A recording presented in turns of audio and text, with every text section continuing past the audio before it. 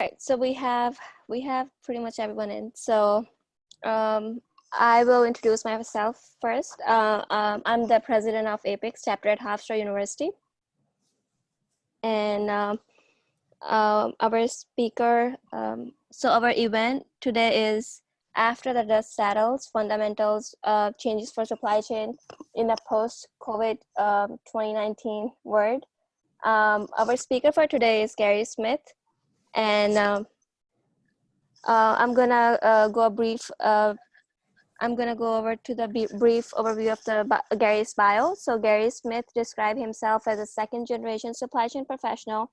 He has over 35 years of experience in supply chain management in both private and public sectors, and currently serves as a chief supply chain manager for New York City Transit, which is the largest public transportation authority in North America.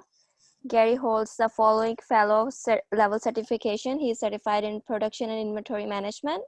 He is certified in supply chain professional, and certified in logistic transportation and distribution with APICS. He's also a member of the CLTD certification committee and an author of numerous articles about supply chain management. Gary holds a Bachelor of Science in Industrial Management from Georgia Institute of Technology. Just to let everyone know, if you guys have any questions, we will take questions at the end, and we will try to answer as much possible, as much questions, we will try to answer as much answers we can. I'm gonna let Gary take over. Thank you, Rimsha. That was Rimsha Farouk, our president of the APICS student chapter at Hofstra, and I'm honored to be part of this presentation today. I call this After the Dust Settles: Fundamental Changes in Supply Chain in a Post-COVID-19 World. Please feel free to type in your questions as you go, and we'll answer as many of them as possible at the end of the presentation. And with that, we'll start the presentation.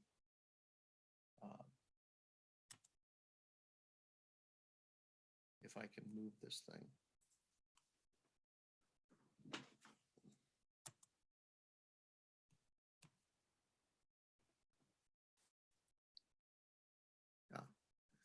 Our agenda today, we're going to be talking about living through a black swan event, supply chains and their effect on and their implications within the black swan.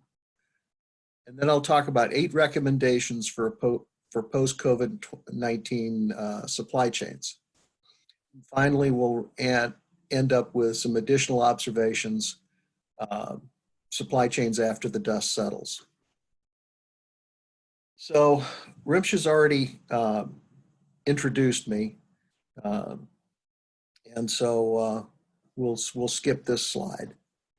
But I want to start with a disclaimer by basically saying that this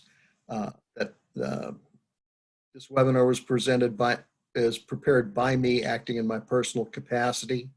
The views and expression and opinions expressed in this presentation are mine alone and do not constitute nor necessarily reflect a statement of official policy or position on my employer.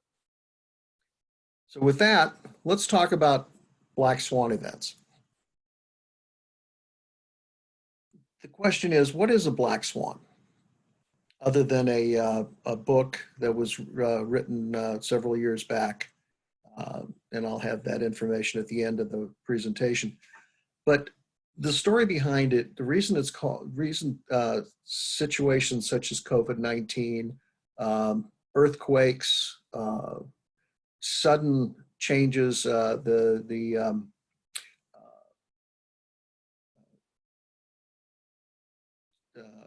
situation with 3 Mile Island back in the 70s. The reason they're called black swan events is that back before the discovery of Australia, people in the world only knew swans as being white. The white swans were the only thing you could find in Europe or almost anywhere in the world. Once Australia was discovered in the mid 18th century and started to be explored, they discovered that there were black swans there. These swans were entirely black. Nobody ever conceived that before. So a black swan is what we call now a black swan is an unknown unknown. It's an unpredictable event that has enormous impact. It's basically an outlier, and it carries some sort of an extreme impact. But we always say it's predictable in retrospect. You know, it's something we should have seen coming. People always talk about the fact that maybe we should have seen COVID-19 coming, but nobody ever predicted it would happen to the extent and the swiftness and violence and deadly accuracy that it has. But a small number of black swans basically can almost explain everything in the world today as far as major historical events and things along that line. But there are even, in our personal lives, we all have or will have some sort of a black swan event that will affect us personally. I always look at it and I say the black swan, one of the major black swan events in my life was meeting my wife. It was a totally random situation, and if certain things hadn't happened exactly the same way, we would have probably never met. As it is, we met, we got married, and we're celebrating our 40th wedding anniversary this year. So good things, black swans can be very good things. They can also be very bad things. So we end up tending to believe that black swan events can't happen. And that's important because if we don't believe they're going to happen, then we never plan for them. So there's a lack of ability or desire to predict outliers. And this has an effect on our ability to predict the future. We need to adjust our thinking to acknowledge the existence of black swans, because we live in an increasingly complex world. And as a result of this, black swan events are on the upswing because of the fact that things happen so fast and changes happen so fast. Certain disruptors as far as even in supply chains are considered black swan events, at least to some of the organizations who were affected by them. Because human beings by nature spend more time reacting than actually thinking and doing any deep thinking. Daniel Kahneman wrote about this in his book, Thinking Fast and Slow. He describes two different levels of thinking. System one, which provides continuous assessment for survival. It kind of helps you think.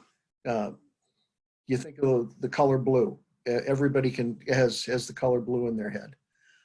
System two, however, is sort of a deeper level of thinking that requires concentration, requires you to stop, sit, think maybe a minute. So for example, if I say to you, what is 1 + 1? Everybody immediately says 2. But what if I said, what's 245 + 532?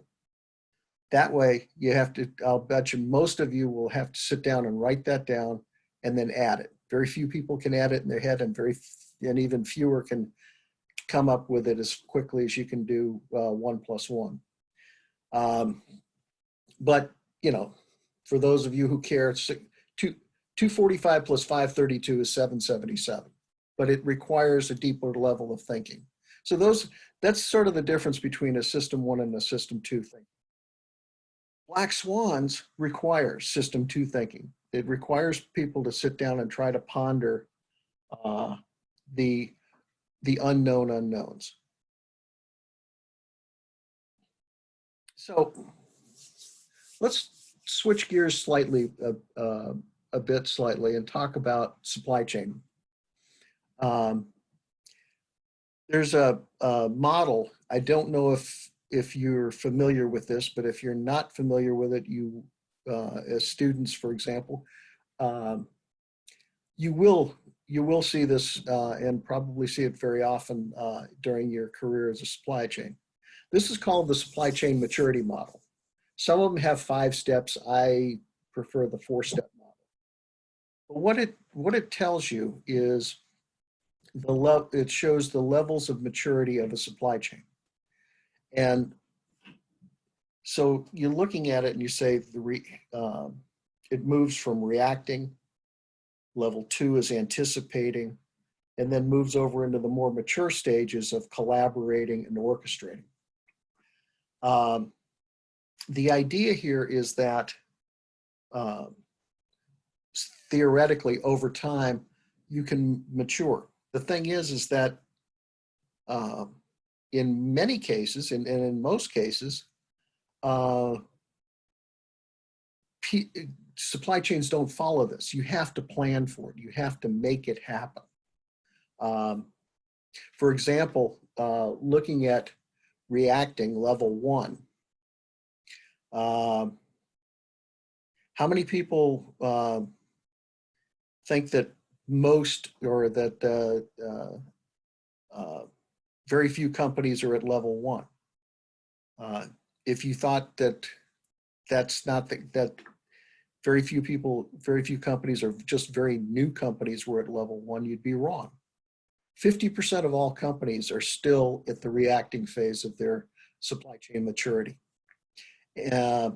Anticipating, it gets a little better, but only 30% of companies are at the anticipation level. So that what that means is that 80% of companies out there right now are still in the transitional and in the bottom 2 levels. As we move up into the collaborating level, 15% of companies are that way. And so what that means is really only 5% of companies are at level 4 right now. So what that is, so you ask yourself how, when you see that in the, as a result of COVID-19, we see a lot of supply chains that kind of really disappointed us. In fact, the presentation that Dr. Sengupta did a couple of weeks ago regarding supply chains, he talked about the toilet paper supply chain, the paper supply chain, et cetera, and why toilet paper is still missing off the shelves. Basically, we're still, with 80% of the companies still in the transitional stages of a maturity model. It doesn't surprise us at all that that happened.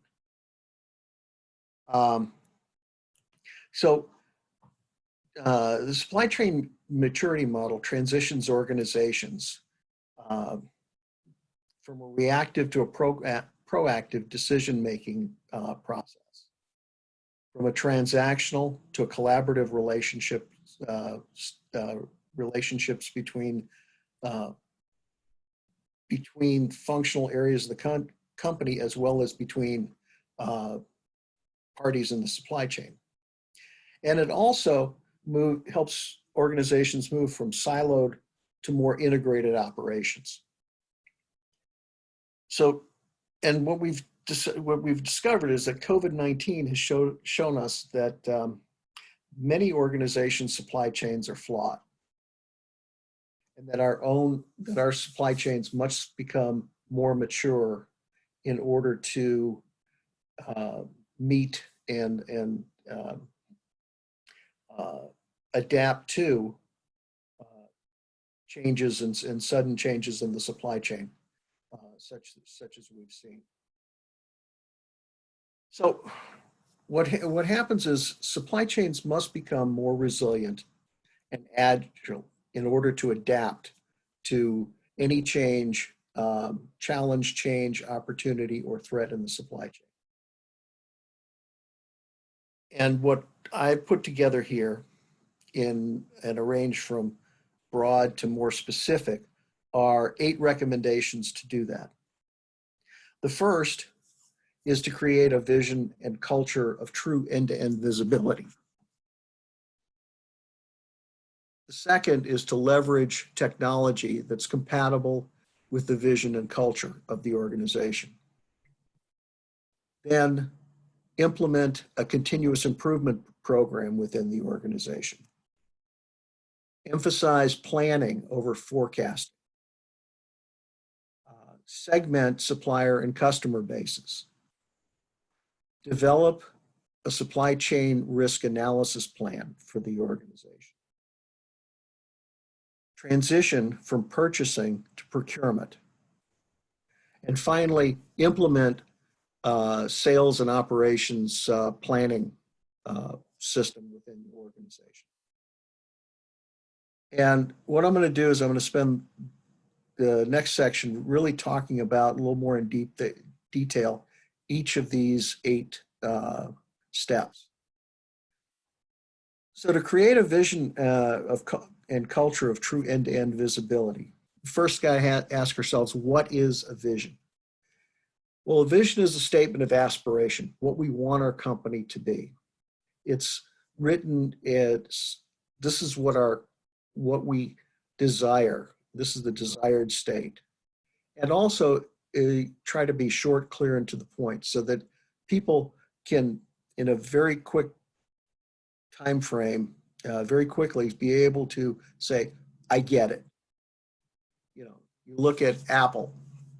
Apple's real vision is to put together and be, you know, a company where is to be a real technology company. And they do that.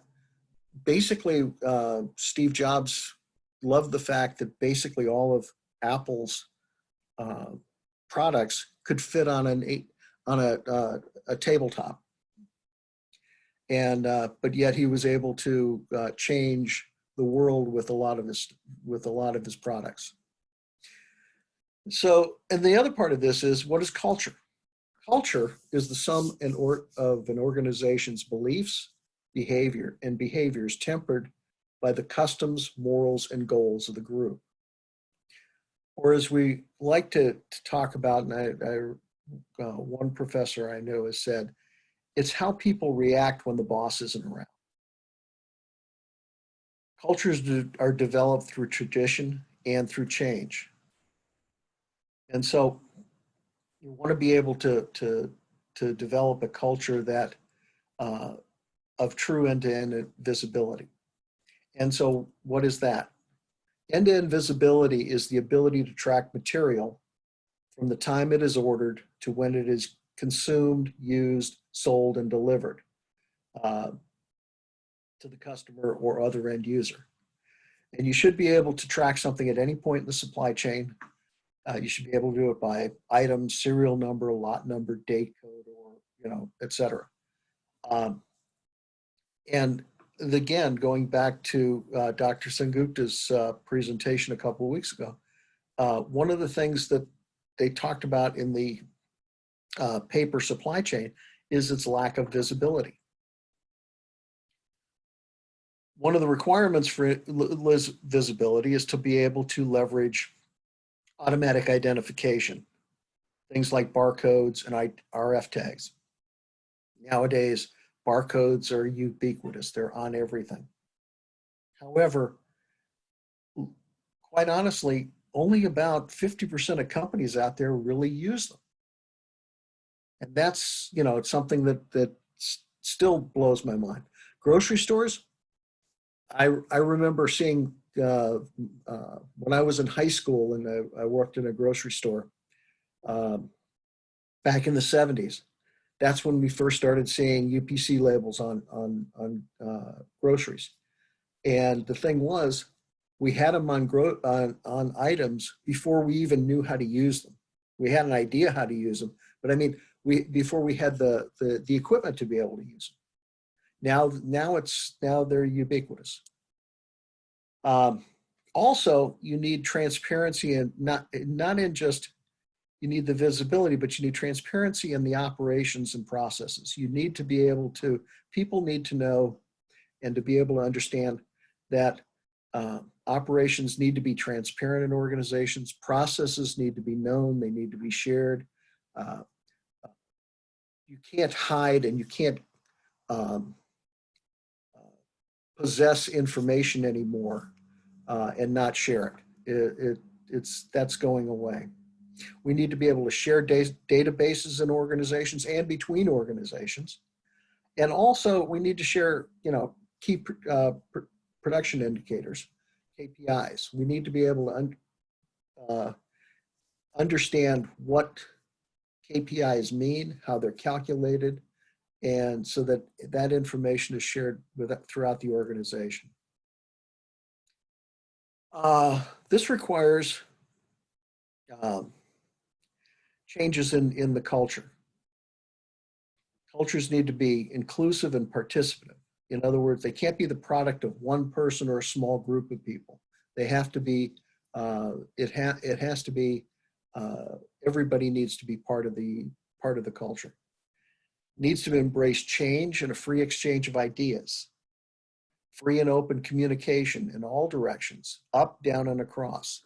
We should be able to honestly and openly discuss issues and problems and with our peers, our subordinates, and our bosses. And it should be process driven and not functions. We've got to get rid of silos in organizations. We need to allow experimentation, learning, and even failure. One of the best ways to learn is through trying something and failing first. Thomas Edison once said that he learned 10,000 ways not to make a light bulb. Also, it requires extensive organizational change management and expertise.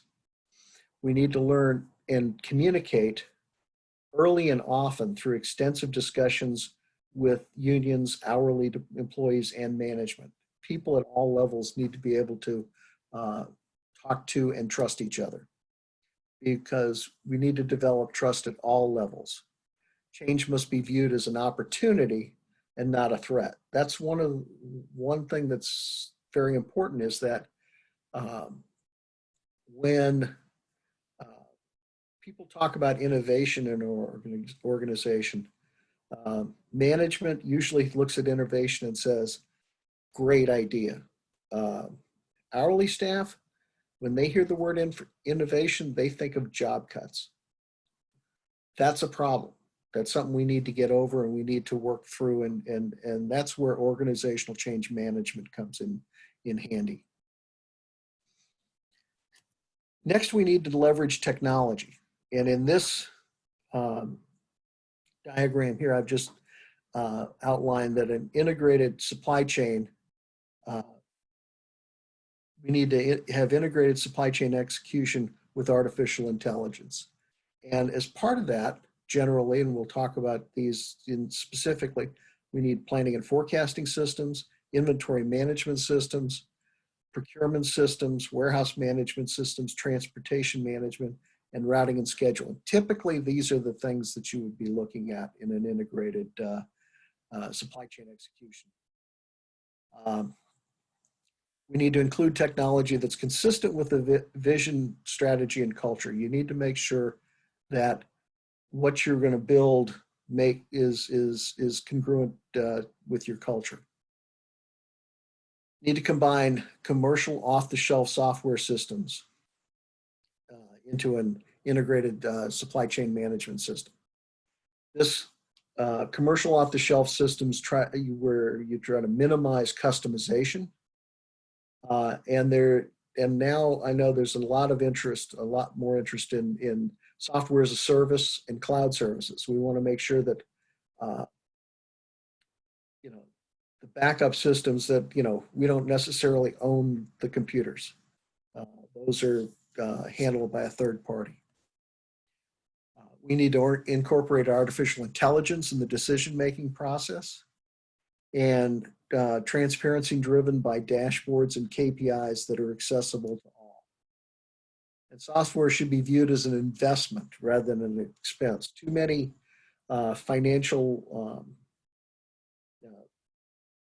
wings of organizations view technology as an expense. It needs to be viewed as an investment. It needs to be subject to development as a business case with ROIs and paybacks, and periodically reviewed to ensure that it meets the organization's needs. Planning and forecasting we need to emphasize planning over forecasting, and we'll talk about that a little more in detail later.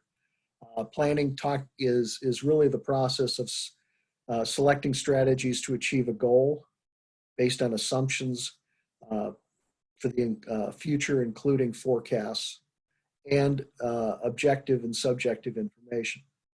Forecasting is using past and present data to create models for the future based on assumptions, postulates, and a certain degree of guessing.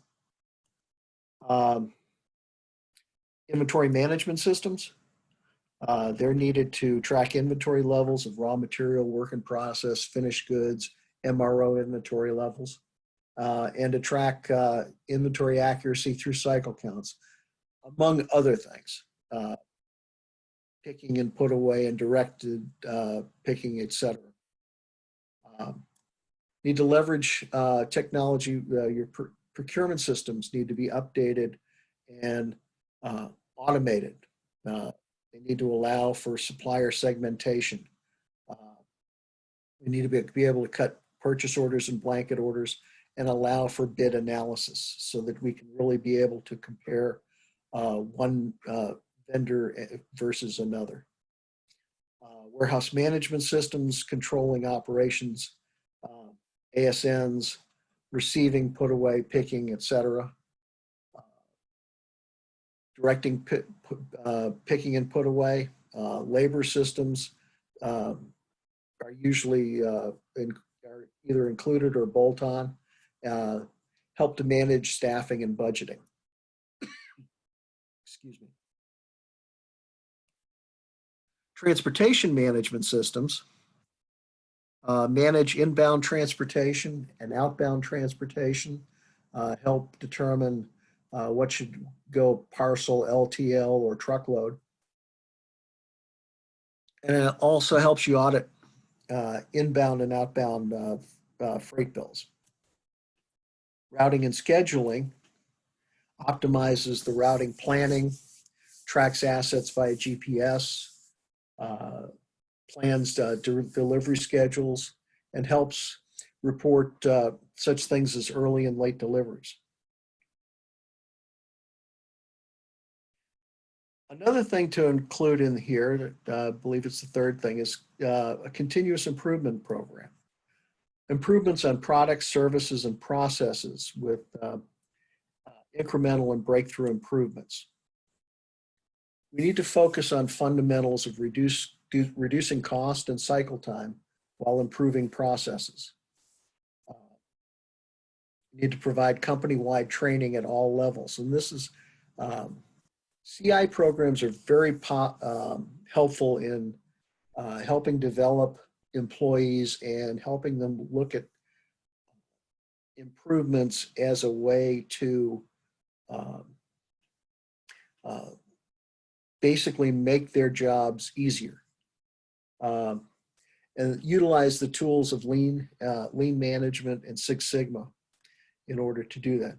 One of the things that you want to do with a continuous improvement program is to publicize your results and your wins and talk about how you've improved the operation. And to be able to share savings wherever possible. Many organizations are able to share savings with their employees. In some areas where you can also share savings between organizations and companies.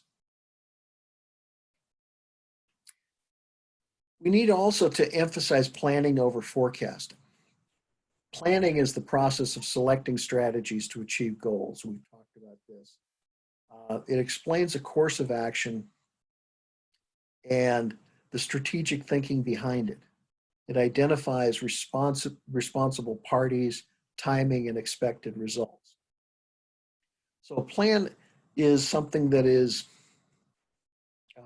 thought through. It requires system two thinking. And it's also something that is easily revisable or changeable.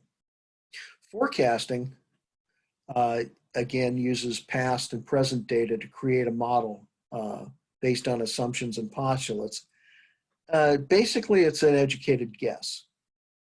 And as a dear friend of mine, Carol Patak, says, there are two kinds of forecasts, lucky and lousy. So what you want to do is you really want to, while forecasting is something that is necessary and required, it needs to be sort of take a backseat to the overall planning of operations, which part of that planning process is to work and develop forecasts. You want to be able to segment supplier and customer bases because one size does not fit all. It's not like buying a robe. There's no such thing as, you can't really treat all customers the same or all suppliers the same. In supplier segmentation, which is a function of procurement, a couple of different ways to do this. One is using the Kraljic Matrix, which I'll show you in a minute. Number two is using ABC classification, where you're looking at both the volume and the cost of items and stratifying them. A being your fast movers, B being your middle 15%, and your C movers being your bottom 50% usually. They usually follow the 80-20 rule. Another way to look at supplier segmentation is by supplier performance. Which suppliers deliver on time, which are maybe don't deliver on time as often, which are, supply high quality items, which are falling off the chart doing other things.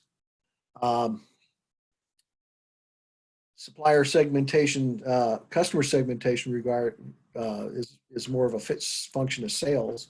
Again, you can use ABC segmentation. You can segment them by profitability, by demographics, or geography. So there's a number of different ways to be able to do this, but again, there's not you should never take a one-size-fits-all strategy. For example, going back to the Kraljic Matrix for a second, the Kraljic Matrix is a way of segmenting suppliers based on risk and their impact as far as dollar value or profit value. And they fall into usually 4 different categories. The low risk, low dollar value items are your non-critical items. As you move into more high dollar value, but there's still a low risk involved in it, those are the items that you can leverage usually through competitive bidding and things like that. Items that carry more of a higher risk, but are still of lower value, are what we call bottleneck items. These things require, more of a relationship building within, with your suppliers, because you don't want to run out of items that could be considered bottleneck items. And then finally, the high dollar value, high risk area is your strategic area. And these are items that you want to develop, again, long-term relationships, but you want to be able to collaborate and innovate with these particular vendors to be able to come up with better products and better things so that everybody wins. An example of customer segmentation runs along the lines of here as far as geographic, demographic, behavioral, and psychographic. There are some examples as far as different parts of the country, demographics, college students, or older people, etc. Behavioral, customers waiting for competitive edge on graduate admissions, etc. The different ways of looking at it, but again, you can also base it on profitability. You want to get you want to focus on customers and develop relationships with customers that have that you make a lot of money on, and that help you grow your business. Next thing is looking at it and developing a supply chain risk analysis plan.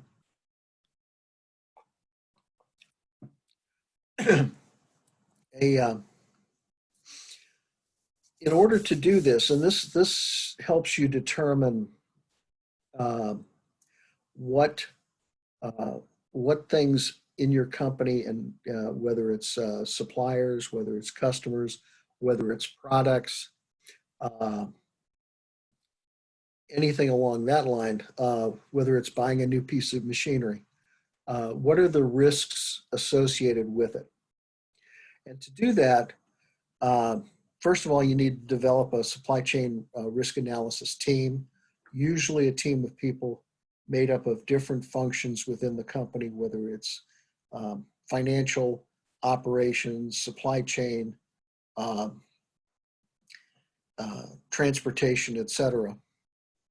You develop a team, senior team made up of different functions. You need to identify and develop a list of the risks.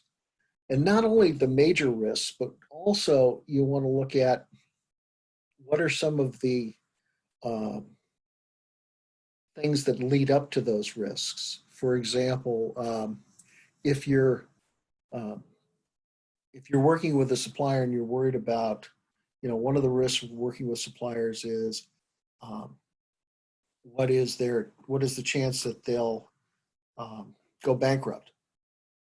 Well, so you need to look at the fact that you need to look at their credit score. You need to look at what they've been doing as far as what products they're making that are successful, unsuccessful, et cetera. And a lot of times companies will hire third parties that look at the risk analysis and the credit worthiness of their vendors. Excuse me. Then you calculate the probability of that risk and also its cost impact. So for example, if you've got a company that you say has a 20% probability of going bankrupt in the next 3 years, what is that probability being 20%? What is the cost impact? I mean, what is your financial exposure with that company? How much do they owe you at any one time? That type of thing puts together a dollar value, and you can then put together a range of sort of an optimistic, a realistic, and a pessimistic view, and to be able to look at and put together a matrix on risk probability and cost impact. Then develop a strategy for each risk. And again, one of the ways of doing that is looking at the Kraljic Matrix and determining how you want to deal with, especially a supplier. And finally, to continually monitor those risks and determine how they, because risks will change over time. they could become, a particular vendor could become more risky, or they could become less risky. A particular customer could become more risky or less risky. Next, you want to look at transitioning from purchasing to procurement. You want to be able to automate the procurement process and minimize transactional purchasing, trying to minimize that such that the items that you buy infrequently or that are fairly specialty items that are and maybe that are not very expensive, you can purchase purchase transactionally. You want to be able to segment suppliers based on supply chain vision and strategy.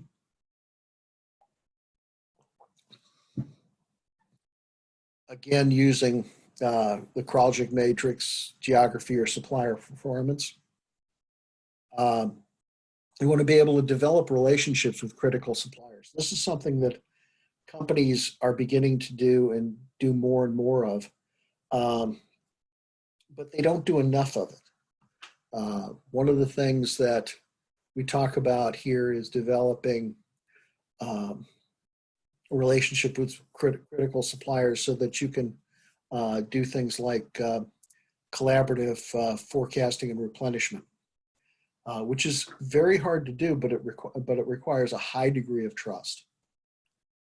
And also, you might want to look at partnershipping with organizations that have complementary expertise. During the recent COVID-19 situation, you may have heard that Dyson developed a ventilator in 10 days. What they did was they partnered with a medical equipment company called TTP, and they provided the expertise in air handling, and TTP provided the expertise in dealing with hospitals and patients and what are the functionality of what a ventilator did and the parts that go into it, et cetera. And they were able to put together an amazing ventilator in just 10 days. Also, TTP was able to help them navigate the rigors of getting things accepted through the medical community. The last step in this is sales and operations planning, is to implement a sales and operations planning program. S&OP is a process by which a single plan is developed for use by sales, marketing, production, distribution, finance, and company executives. Basically, what it is one version of the truth. It's a monthly planning cycle that starts, obviously happens once a month with the goal of balancing demand and supply and providing, as I said, one version of the truth. And it's a 5-step process. It includes data gathering, demand planning, supply planning, a pre-S&OP meeting, and an executive S&OP meeting. And basically, it follows a really quick. It sort of follows the MRP process. It's unconstrained demand, then it constrains the demand with the supply, and everybody puts together a single version of the truth. Finally, there's supply chain after the dust settles. Some other things that we want to go through, other than the 8 things I want to discuss, and I'll do this fairly quickly. But I want to say that I think there's a fairly good evidence that we're making a paradigm shift from more of a profit-first philosophy to more of a people-first philosophy, and playing the long game and understanding that we're in it for the long haul. Companies are looking more at taking care of employees and customers, believe that if taking care of employees, customers, and the environment, the profits will come. Environmental stewardship and circular supply chains are becoming more important and prevalent. Evidence, things we've seen, evidence of numerous CEOs and organizations have announced plans to continue paying employees or extending benefits during the COVID-19 shutdown. In addition, many CEOs, boards, and executive team members are taking no pay or reduced pay during this time. Another thing that I've seen is recently is the Business Roundtable, which is an association of chief officers of America's leading companies. They recently redefined the purpose of a corporation and moved it from the definition of shareholder primacy to one that benefits all shareholders. Shareholder primacy was a doctrine that was developed by Milton Friedman in 1970 that basically said the purpose of an organization is to totally focus on maximizing profit. Now, the Business Roundtable has redefined the definition of a corporation to say that it benefits customers, employees, suppliers, communities, and then finally shareholders. And the order of importance here is important because if we're taking a people first, we seem to be taking more of a people first philosophy here. And by saying you take care of people, we'll take care of the planet, we'll take care of profits.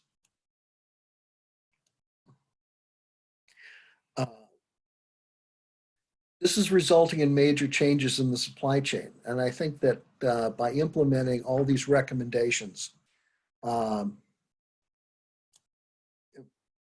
become more resilient, we'll become more agile.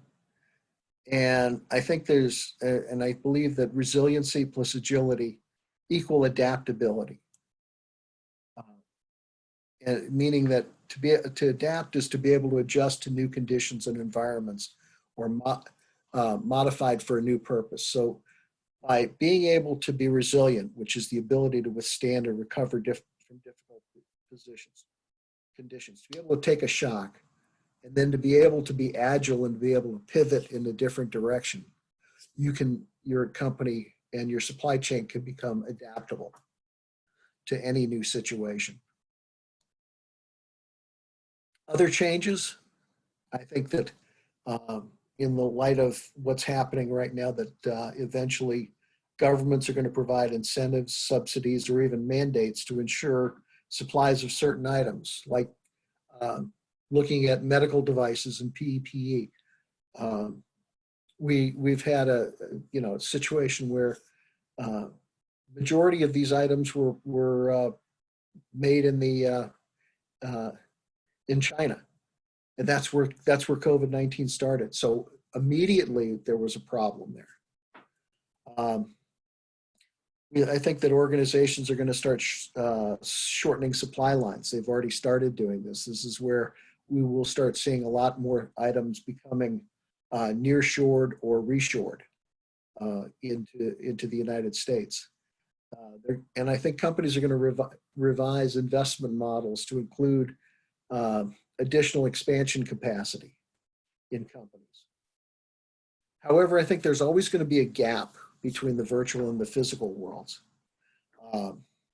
Investing, conversing, and implementing will take years. To implement a typical warehouse management system takes anywhere from 6 months to 24 months, depending on the size of the company. I think that we really need to narrow that gap. And that's where I think a lot of innovation needs to be focused. So finally, the new supply chain paradigm, I really believe, is going to be resiliency plus agility equal adaptability. Because when a black swan event is planned for, it's no longer a black swan. Some further reading here. the some of the books that I've been reading in preparation for this is available on this presentation. And with that, I hope there's some time for questions. Remsha?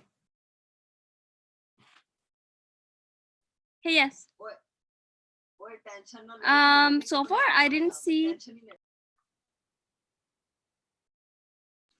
So far I did not see any questions in the chat box. But if anyone have any questions, feel free to send us questions in the chat box. So I will review your questions with Gary, and then he will answer the questions.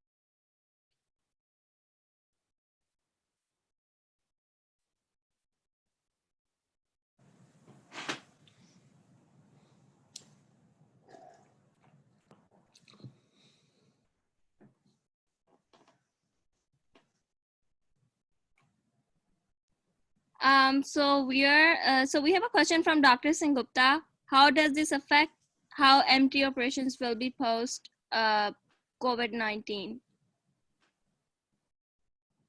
I'm sorry, would you repeat that? Yeah, so the question is, how does this affect how MT operations will be post COVID? Well,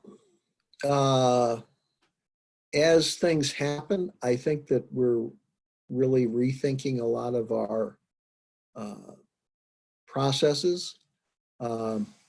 What's happening, I think that number one,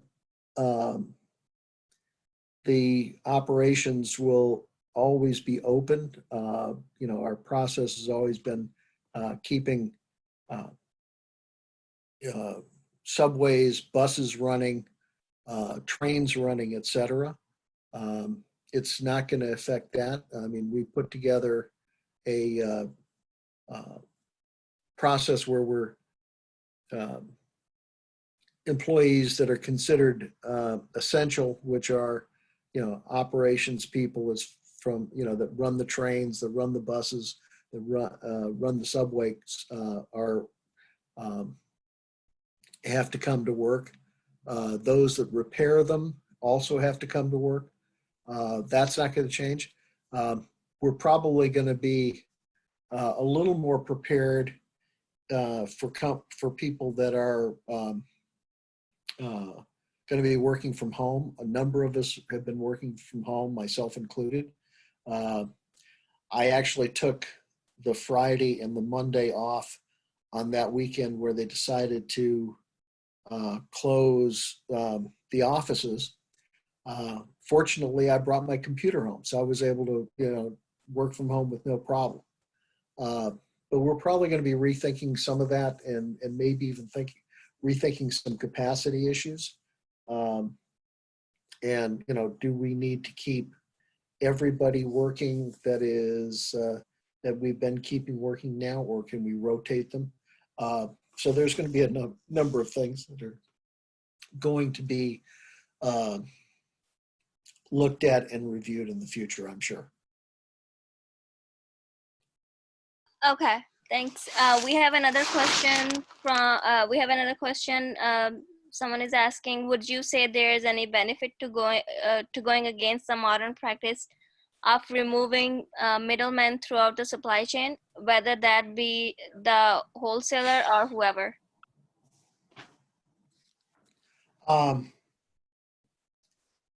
If there's a benefit to it, I'm sorry. So I will repeat the question. Would you say there is any benefit to going against the modern practice?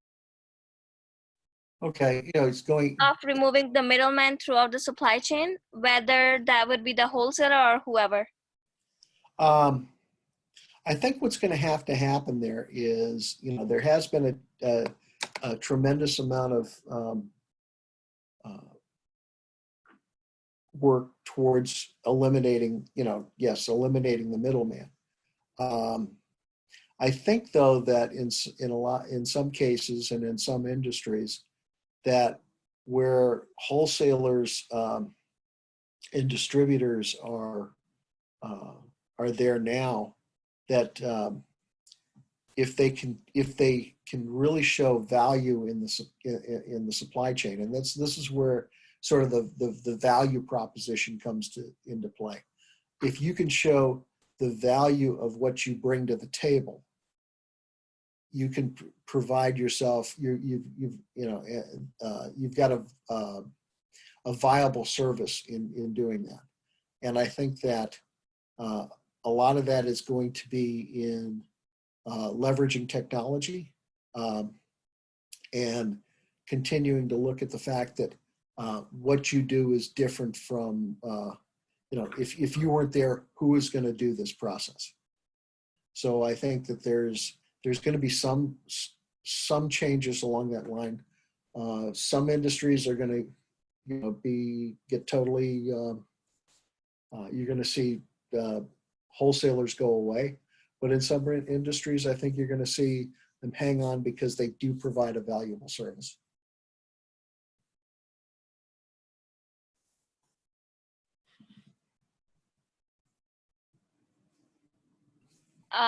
We have another question. So someone is asking, Gary, do you see any silver linings coming out of this crisis other than more people understanding the importance of efficient global supply chains? I think that the whole thing, I'll be honest with you, I really think that just the fact that, and I said this earlier, people are treating each other in better ways. They're being nicer to people, and you have all these people out there that have these little cottage industries right now where people have taken their own time and their own efforts and are making masks and doing things on their own like that, just to be able to help their neighbors and their friends. And also, and also not just their neighbors and friends, but also people who they don't know. And I think that this is fantastic because it's showing that a lot of people out there are really care about their fellow human beings, and I think that that to me is fantastic. I think that there was a comment that that said anytime, and I'm paraphrasing this, but anytime there's hope, good things happen. And and just being able to share that positive karma, that good feeling, I think has been a positive. I've seen so many good things. One I'll share with you real quick is the fact that the actor John Krasinski, who he was on The Office, played Jim on The Office. He's been doing a weekly video show called that he does on YouTube called Good News, and it's just a typical it's like 20 minutes, but it's really shows what good things people are doing for each other, and it's funny, but it's also very uplifting, and I recommend anybody take a look at it because they did some wonderful things. And the second one was especially good because a young lady, like a 12-year-old girl who was from the Midwest, was going to go see Hamilton in New York and had to have it canceled as a result of it, and had a very special session with the cast of Hamilton on it that was just absolutely fantastic. So it really made you feel good. So I think that's the way we're treating people is probably the best thing that's coming out of this right now.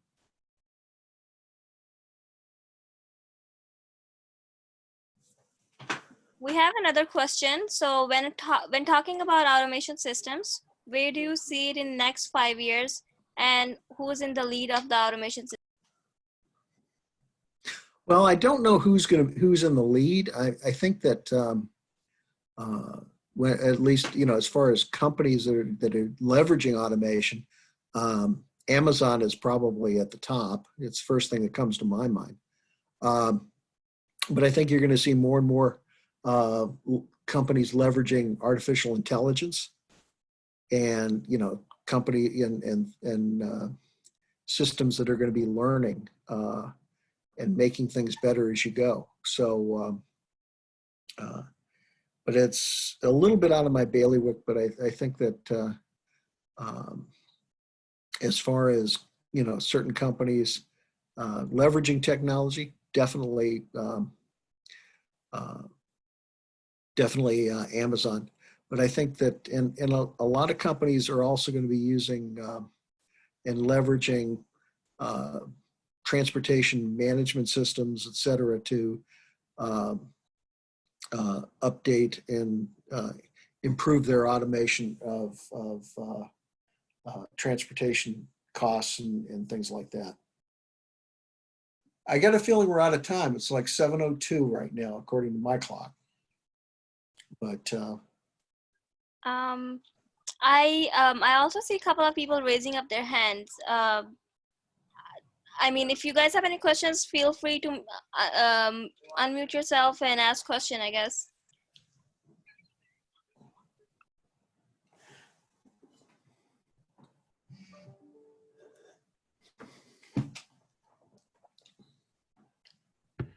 Hello, Gary. My name is Sean.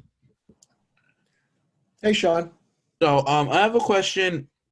With the government leaders now saying that this crisis has exposed a need for more of a self-sufficient kind of production method here, with ventilators and other essential equipment that is shown to be at a very big deficit that we have here in New York. Do you think that us now having to produce those things, wanting to produce those things stateside here would be sustainable with the increased costs that would now go into that? I don't know. Like I said, I think that that's where the government needs to also possibly look at situations where they can provide companies with incentives, maybe even mandate certain things as far as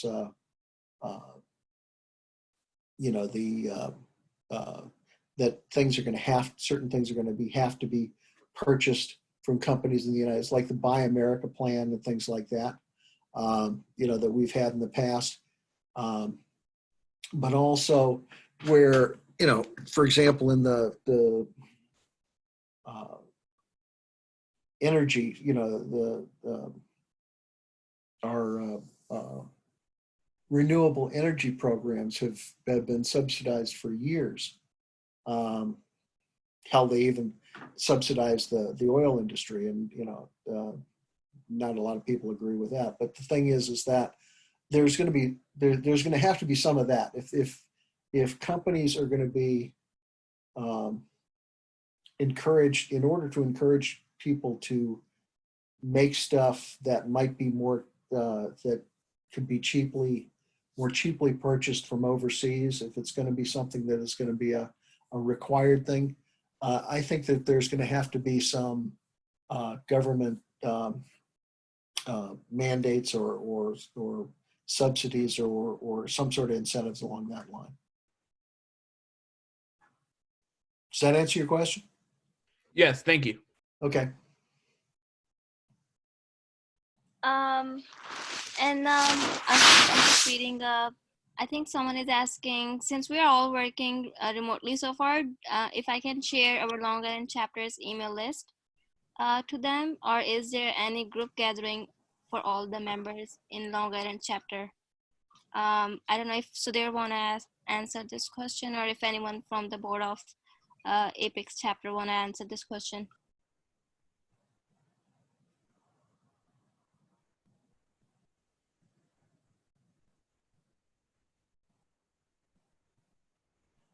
What was the question again, Rimsha? It was something about I think it was something about the chapter. So I think Sudhir said that he's going to take care of it. Okay.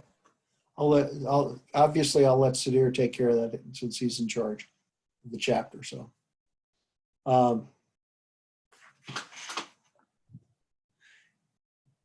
if there aren't any other questions, I really appreciate your coming to this today, and signing up for it. I think I enjoyed putting it together. I hope it was worthwhile. And hopefully we will talk again soon. And please, everyone out there, be safe and stay safe and healthy, okay? Great job, Gary. Thank you so much. Thank you. Thank you so much, Gary, for having this wonderful presentation today. Thanks a lot. Thanks, Ramsha. I believe you said that this has been recorded and hopefully will be available on YouTube. I think we're gonna meet, and then since it's a Hofstra Zoom link, so we will have to talk to one of our advisors, and then after that I will let you know. Okay, let me know, because actually I got an email from a friend of mine who couldn't make it, but wanted to know if it was going to be recorded. Yeah, hi, Gary. This is Kaushik here. Thanks for Hey, Kaushik. doing this event. It was a great one. Great attendance tonight. Kaushik. Thank you very much. Hi, It was, hi, Sudhir. Quick question, Rimsha, you recorded the session on, Thank and you. I don't know, Cloud. I know Ping Su is also on the line, so Yeah, just yeah, wanted we to check. recorded the session. Okay, so why don't, I think we'll figure it out a way to kind of put it on YouTube. okay, great. Just let me know how to get to it, because like I said, a